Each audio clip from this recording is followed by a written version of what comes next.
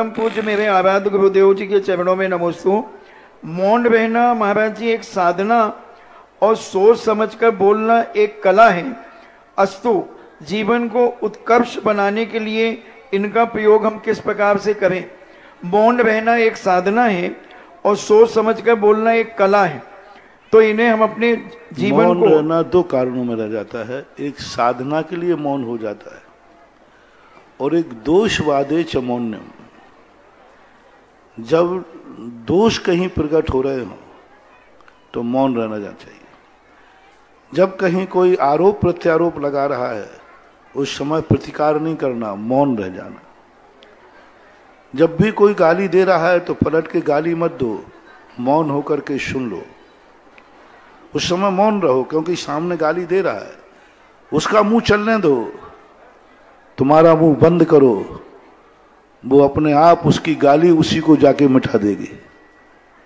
नीति है, तंत्र विद्या की एक नीति है कि किसी ने तंत्र विद्या तुम्हारे ऊपर की है और तुमने उसको निडरता पूर्वक उसको स्वीकार नहीं किया, भय नहीं किया, तो तंत्र विद्या जाकर उसी का नाश कर देती है जिसने तंत्र विद्या की है। विरोध और बुराइयां, जब भी तुम्हारा विरोध हो, कोई तुम्हारी बुराई करे, निंदा करे, तो मौन धारण कर लो। वही बुराई जो उसने की है एक दिन उसके माथे पे आएगी और उसी का सर्वनाश कर देगी जिसने किया है। सिद्धांत है, नियम है, नीति है।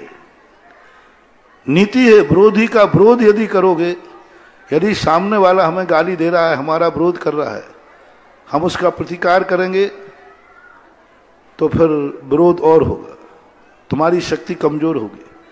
और यदि तुम उसके लिए प्रतिकार करोगे और उसके लिए जो करने का प्रयास करोगे तो गलत हो जाए। सफाई दोगे, स्पष्टीकरण दोगे तो भी तुम्हारे पुण्य का क्षय होगा।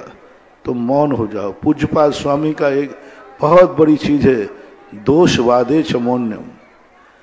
जब दोषों का वाद हो रहा हो, कथन हो रहा हो, उस समय मौन धारण कर लो और थोड़ी देर मौन धारण करने के बाद, कुछ दिन के बाद देखना, जिनके मुंह चल रहे थे उनके ऐसे काले मुंह होंगे कि वे बोलने लायक भी नहीं रहेंगे, मुंह दिखाने लायक नहीं।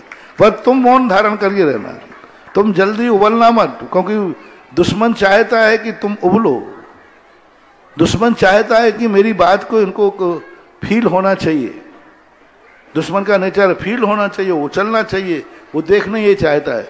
तुम इतने गंभीर हो जाओ, इतने मौन हो जाओ कि उसकी गाली उसी का नाश कर देगी।